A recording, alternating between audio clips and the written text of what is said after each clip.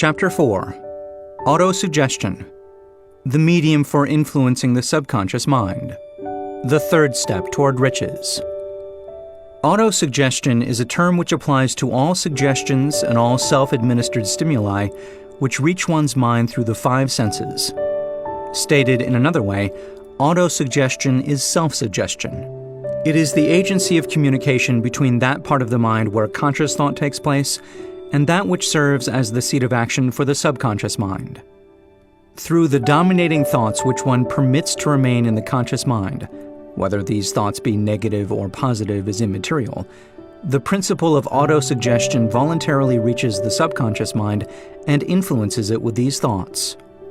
No thought, whether it be negative or positive, can enter the subconscious mind without the aid of the principle of autosuggestion, with the exception of thoughts picked up from the ether. Stated differently, all sense impressions which are perceived through the five senses are stopped by the conscious thinking mind, and may be either passed on to the subconscious mind or rejected at will. The conscious faculty serves, therefore, as an outer guard to the approach of the subconscious.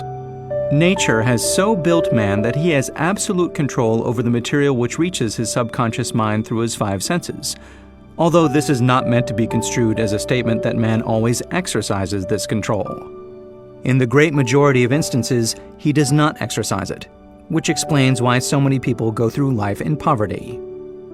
Recall what has been said about the subconscious mind resembling a fertile garden spot in which weeds will grow in abundance if the seeds of more desirable crops are not sown therein. Autosuggestion is the agency of control through which an individual may voluntarily feed his subconscious mind on thoughts of a creative nature, or by neglect, permit thoughts of a destructive nature to find their way into this rich garden of the mind. You were instructed, in the last of the 6 steps described in the chapter on desire, to read aloud twice daily the written statement of your desire for money, and to see and feel yourself already in possession of the money. By following these instructions, you communicate the object of your desire directly to your subconscious mind in a spirit of absolute faith. Through repetition of this procedure, you voluntarily create thought habits which are favorable to your efforts to transmute desire into its monetary equivalent. Go back to these 6 steps described in Chapter 2 and listen to them again very carefully before you proceed further. Then, when you come to it, listen very carefully to the 4 instructions for the organization of your mastermind group, described in the chapter on organized planning. By comparing these 2 sets of instructions with that which has been stated on autosuggestion, you of course will see that the instructions involve the application of the principle of autosuggestion. Remember, therefore, when reading aloud the statement of your desire, through which you are endeavoring to develop a money consciousness, that the mere reading of the words is of no consequence unless you mix emotion or feeling with your words. If you repeat 1,000,000 times the famous Émile Coué formula, day by day, in every way, I am getting better and better, without mixing emotion and faith with your words, you will experience no desirable results. Your subconscious mind recognizes and acts upon only thoughts which have been well mixed with emotion or feeling. This is a fact of such importance as to warrant repetition in practically every chapter, because the lack of understanding of this is the main reason the majority of people who try to apply the principle of autosuggestion get no desirable results. Plain, unemotional words do not influence the subconscious mind.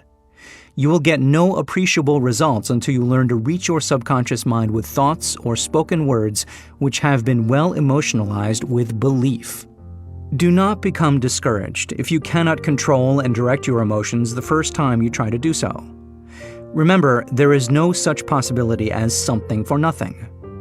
Ability to reach and influence your subconscious mind has its price, and you must pay that price. You cannot cheat, even if you desire to do so. The price of ability to influence your subconscious mind is everlasting persistence in applying the principles described here. You cannot develop the desired ability for a lower price. You and you alone must decide whether or not the reward for which you are striving, the money consciousness, is worth the price you must pay for it in effort. Wisdom and cleverness alone will not attract and retain money except in a few very rare instances, where the law of averages favors the attraction of money through these sources. The method of attracting money described here does not depend upon the law of averages. Moreover, the method plays no favorites. It will work for one person as effectively as it will for another. Where failure is experienced, it is the individual, not the method, which has failed. If you try and fail, make another effort, and still another, until you succeed. Your ability to use the principle of autosuggestion will depend very largely upon your capacity to concentrate upon a given desire until that desire becomes a burning obsession. When you begin to carry out the instructions in connection with the 6 steps described in the 2nd chapter, it will be necessary for you to make use of the principle of concentration. Let us here offer suggestions for the effective use of concentration. When you begin to carry out the first of the 6 steps, which instructs you to fix in your own mind the exact amount of money you desire, hold your thoughts on that amount of money by concentration or fixation of attention with your eyes closed until you can actually see the physical appearance of the money. Do this at least once each day. As you go through these exercises, follow the instructions given in the chapter on faith and see yourself actually in possession of the money. Here is a most significant fact. The subconscious mind takes any orders given it in a spirit of absolute faith and acts upon those orders, although the orders often have to be presented over and over again through repetition before they are interpreted by the subconscious mind. Following the preceding statement, consider the possibility of playing a perfectly legitimate trick on your subconscious mind by making it believe, because you believe it, that you must have the amount of money you are visualizing, that this money is already awaiting your claim, that the subconscious mind must hand over to you practical plans for acquiring the money which is yours. Hand over the thought suggested in the preceding paragraph to your imagination and see what your imagination can or will do to create practical plans for the accumulation of money through transmutation of your desire. Do not wait for a definite plan through which you intend to exchange services or merchandise in return for the money you are visualizing, but begin at once to see yourself in possession of the money, demanding and expecting meanwhile that your subconscious mind will hand over the plan or plans you need. Be on the alert for these plans, and when they appear, put them into action immediately. When the plans appear, they will probably flash into your mind through the 6th sense, in the form of an inspiration. This inspiration may be considered a direct telegram or message from infinite intelligence. Treat it with respect and act upon it as soon as you receive it. Failure to do this will be fatal to your success. In the 4th of the 6 steps, you are instructed to create a definite plan for carrying out your desire and begin at once to put this plan into action. You should follow this instruction in the manner described in the preceding paragraph. Do not trust to your reason when creating your plan for accumulating money through the transmutation of desire. Your reason is faulty. Moreover, your reasoning faculty may be lazy, and if you depend entirely upon it to serve you, it may disappoint you. When visualizing the money you intend to accumulate with closed eyes, see yourself rendering the service or delivering the merchandise you intend to give in return for this money. This is important. Summary of instructions. The fact that you are listening to this audiobook is an indication that you earnestly seek knowledge. It is also an indication that you are a student of this subject. If you are only a student, there is a chance that you may learn much that you did not know, but you will learn only by assuming an attitude of humility. If you choose to follow some of the instructions, but neglect or refuse to follow others, you will fail. To get satisfactory results, you must follow all instructions in a spirit of faith. The instructions given in connection with the 6 steps in the 2nd chapter will now be summarized and blended with the principles covered by this chapter as follows. First, go into some quiet spot, preferably in bed at night, where you will not be disturbed or interrupted. Close your eyes and repeat aloud, so you may hear your own words, the written statement of the amount of money you intend to accumulate, the time limit for its accumulation, and a description of the service or merchandise you intend to give in return for the money. As you carry out these instructions, see yourself already in possession of the money. For example, suppose that you intend to accumulate $50,000 by the 1st of January 5 years hence, that you intend to give personal services in return for the money in the capacity of a salesman. Your written statement of your purpose should be similar to the following. By the first day of January 19 blank, I will have in my possession $50,000, which will come to me in various amounts from time to time during the interim. In return for this money, I will give the most efficient service of which I am capable, rendering the fullest possible quantity and the best possible quality of service in the capacity of salesman of, describe the service or merchandise you intend to sell. I believe that I will have this money in my possession. My faith is so strong that I can now see this money before my eyes.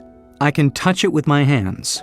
It is now awaiting transfer to me at the time and in the proportion that I deliver the service I intend to render in return for it. I am awaiting a plan by which to accumulate this money, and I will follow that plan when it is received. Second, repeat this program night and morning until you can see, in your imagination, the money you intend to accumulate. Third, place a written copy of your statement where you can see it night and morning, and read it just before retiring and upon arising until it has been memorized. Remember as you carry out these instructions that you are applying the principle of autosuggestion for the purpose of giving orders to your subconscious mind. Remember also that your subconscious mind will act only upon instructions which are emotionalized and handed over to it with feeling. Faith is the strongest and most productive of the emotions. Follow the instructions given in the chapter on faith. These instructions may at first seem abstract. Do not let this disturb you. Follow the instructions, no matter how abstract or impractical they may at first appear to be. The time will soon come, if you do as you have been instructed, in spirit as well as in act, when a whole new universe of power will unfold to you. Skepticism in connection with all new ideas is characteristic of all human beings.